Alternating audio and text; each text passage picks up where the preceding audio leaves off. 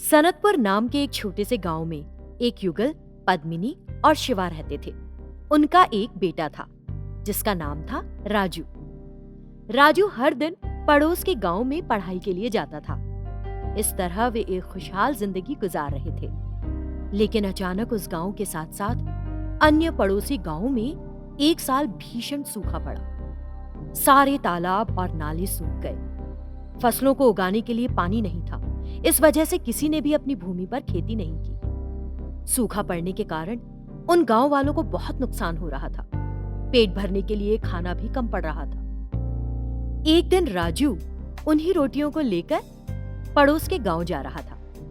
रास्ते में राजू को भूख लगी तो वो एक पेड़ के नीचे बैठ गया और रोटियां निकाल ली। उस समय एक संत जो थके से लग रहे थे वहां आए। उस संत को देखकर राजू ने सोचा, इन संत को देखकर लगता है कि ये भूखे हैं। मेरे पास 4 रोटियां हैं, मैं इन्हें 2 रोटियां दे देता हूँ। फिर राजू ने उन संत को रोका। संत जी, आप थके हुए और भूखे लगते हैं। मेरे पास 4 रोटियां हैं, तो 2 रोटियां आप खा लीजिए। हम दोनों भूखे नहीं रहेंगे। इतना कहते हुए राजू ने उन संत को वो 2 रोटियां दे दी। बहुत बहुत धन्यवाद उदार लड़के, तुमने बिना मांगे मुझे भोजन दिया। नहीं नहीं संत जी, आपको मुझे धन्यवाद देने की कोई जरूरत नहीं है। आपका तो महान व्यक्तित्व है। खाना शुरू कीजिए ना। अच्छा मेरे बच्चे, रोटियां बड़ी स्वादिष्ट थीं। मेरी माँ ने बनाई है। मेरी माँ बहुत स्वादिष्ट खाना बनाती है। लेकिन आने वाले दिनों में ये रोटियां भी खाने को मिलेंगी या नहीं? ऐसा क्यों कह रहे हो बच्चे?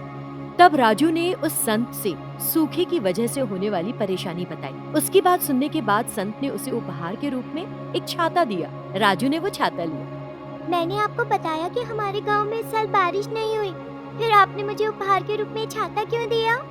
संत ने मुस्कुराकर कहा, तुम ये छतरी लेकर अपने गांव चले जाओ, फिर वहां जाकर एक जादू देखना।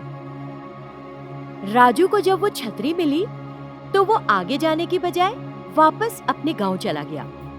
जैसे ही वो गांव पहुंचा, जोरदार बारिश होने लगी। उस बारिश को देखकर राजू ने वो छाता खोल दिया और खुद के ऊपर फैला लिया। बारिश कैसे होने लग गई? संत महाराज को पता था, इसीलिए शायद उन्होंने मुझे ये छाता दिया था। अब हमारे गांव को सूखे से राहत मिल जाएगी। जब वो उस छतरी को लगाए रास्ते में जा रहा था तो उसे उसका दोस्त रमेश खड़ा दिखा। राजू, एक मिनट रुको यार, मैं भी आता हूँ। अगर यहाँ रहा तो इस बारिश में भीग जाऊंगा मैं।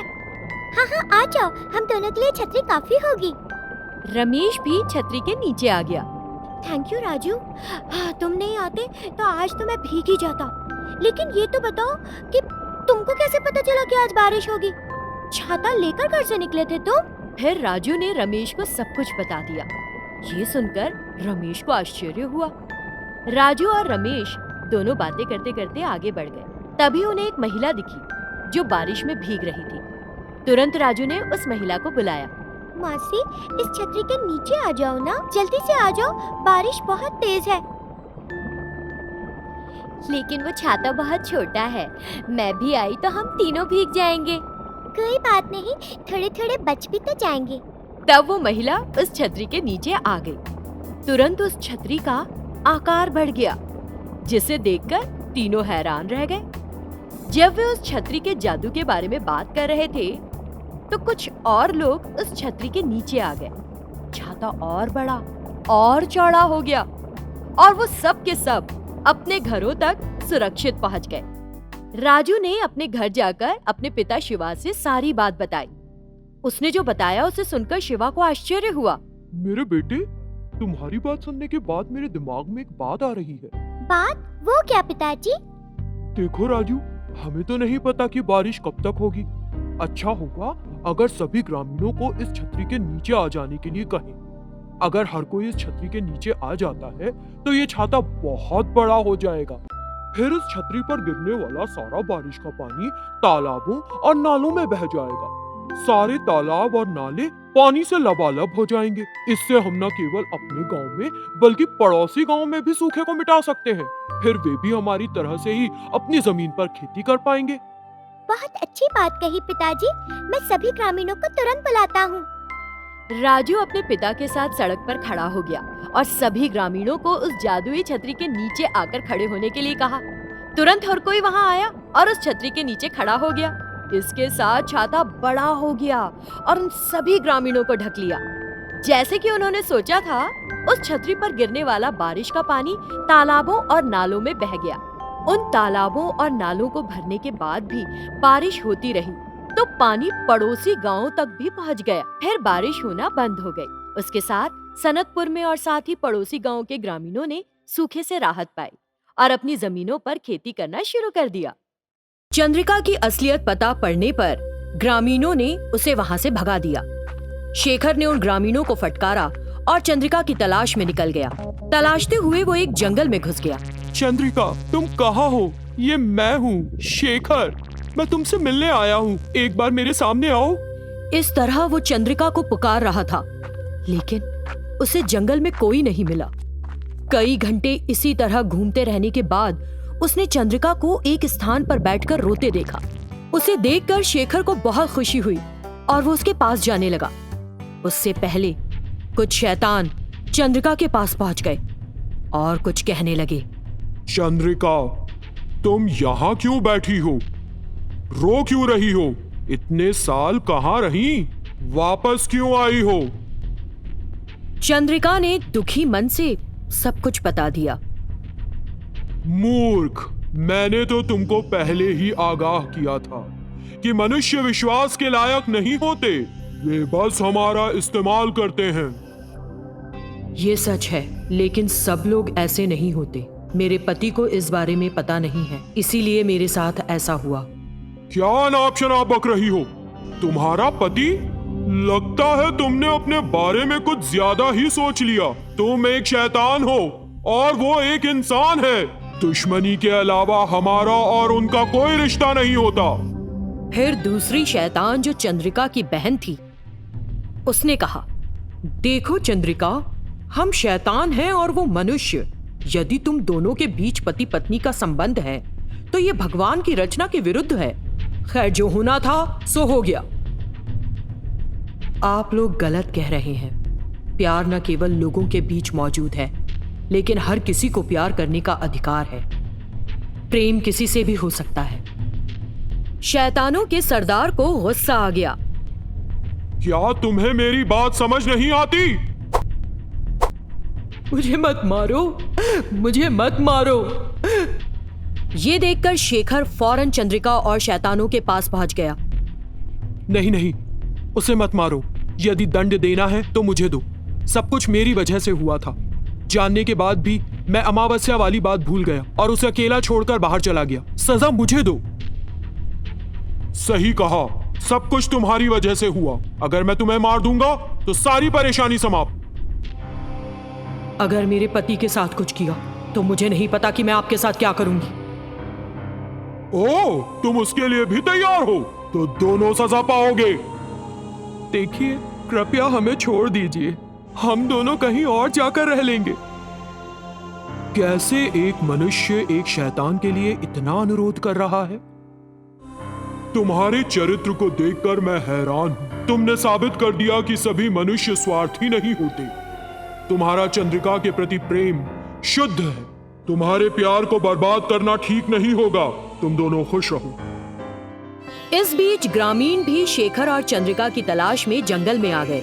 चंद्रिका, कृपया हमें माफ कर दो। हमने तुमको गांव से भगाने के लिए जो कुछ भी किया, उसके लिए हम सब बहुत शर्मिंदा हैं। शेखर, कृपया तुम भी माफ कर दो। ये देखकर उन सभी शैतानों और शैतानों के सरदार को पता चला कि लोग असल में अच्छे ही होते हैं, लेकिन कभी कभी स्थिति विपरीत होने पर गलतियां कर देते हैं। उसके बाद शेखर और चंद्रिका फिर से उस गांव में वापस आ गए। जल्दी देखिए भाग 3। दूसरे भाग में हमने देखा कि शेखर, चंद्रिका और ग्रामीण खुशी खुशी गांव वापस आ गए। वे सुख से रह रहे थे। तभी फिर से एक मुसीबत आ गई। एक दिन जब चंद्रिका घर पर अकेली थी, एक भिखारी दरवाजे पर आया और उसने कहा, भिक्षाम देहि, अंदर कौन है? पुकार सुनकर चंद्रिका बाहर आ गई। अंदर आ जाइए और जितना चाहे उतना खा लीजिएगा। अंदर आ जाइए। मैंने सुना था तुम्हारी दयालुता के बारे में, आज अपनी आंखों से देख भी लिया। यही दे दो। ऐसी कोई बात नहीं, आप अंदर आ जाइए। चंद्रिका उस भिखारी को घर के अंदर ले आई। भिखारी ने भरपेट खाया, चंद्रिका को धन्यवाद दिया और चला गया। लेकिन वो भिखारी जानबूझकर उस घर में एक कांच की बोतल छोड़ गया। चंद्रिका ने देखी तो अरे, इस बोतल में क्या है? चंद्रिका ने वो बोतल खोल दी और तुरंत वो उस बोतल में जैसे अंदर खिंच गई और बंद हो गई। जिस भिखारी ने ये नाटक किया था वो दरवाजे के पास ही खड़ा था। वो एक जादूगर में बदल गया। तब चंद्रिका समझ गई कि वो भिखारी के भेष में एक जादूगर था। उस जादूगर ने उस कांच की बोतल को ले लिया जिसमें चंद्रिका बंद थी और वहां से गायब हो गया। जब शेखर घर लौटा तो उसे चंद्रिका नहीं मिली। उसने सोचा कि वो कुछ लेने के लिए बाहर गई होगी। इस बीच शैतानों का मुखिया और कुछ अन्य शैतान चंद्रिका से मिलने के लिए शेखर के घर आए। उन्हें देखकर शेखर ने कहा, स्वागत है, आइए बैठिए। शेखर, हमें यहाँ आए काफी समय हो चुका है। चंद्रिका कहाँ है? मुझे लगता है कि वो कुछ लेने बाहर गई है। मैं अभी घर लौटा हूँ। जब वे घर पर बातचीत कर रहे थे, दूसरी ओर जादूगर चंद्रिका को यातना दे रहा था। तुम कौन हो? तुमने मुझे क्यों कैद कर रखा है? इस तरह मुझे क्यों तड़पा रहे हो? मुझे छोड़ दो। मेरे पति मेरा इंतजार कर रहे होंगे। मैंने तुम्हें छोड़ने के लिए कैद नहीं किया है। मैं एक अमीर आदमी बनना चाहता हूँ। तो कहा होता कि पैसे चाहिए, मैं तुरंत दे देती। मुझे यहाँ क्यों ले आए? मैं जितने पैसे मांगता, क्या तुम उतने देती? नहीं देती, और दे भी देती तो पूरी जिंदगी के लिए वो पैसा काफी नहीं होता। पैसे का क्या है, हाथ आया खर्च हो जाता है। एक बार फिर तुम्हारे पास आना बहुत मुश्किल होता। बदमाश, इस तरह तुमको मुझसे कभी पैसे नहीं मिलेंगे। तुम्हारा लालच तुम्हें तुम्हारे अंत की ओर ले जा रहा है। मैं कभी वो नहीं करूंगी जो तुम मुझसे करवाना चाहते हो। अगर तुमने मेरी मदद नहीं की तो मैं तुम्हें कभी नहीं छोड़ूंगा। तुम्हारी मर्जी। जादूगर उसे वहीं छोड़कर वहां से चला गया। चंद्रिका उस जादूगर से बचने की कोशिश कर रही थी, लेकिन उसके लिए बहुत मुश्किल था। उसका पति और रिश्तेदार घर पर उसका इंतजार कर रहे थे। क्या वे चंद्रिका के ठिकाने का पता लगा सकेंगे? अगर पता लगा भी पाए तो क्या वे उस जादूगर से चंद्रिका को मुक्त कर पाएंगे? जानो कहानी के अगले भाग में।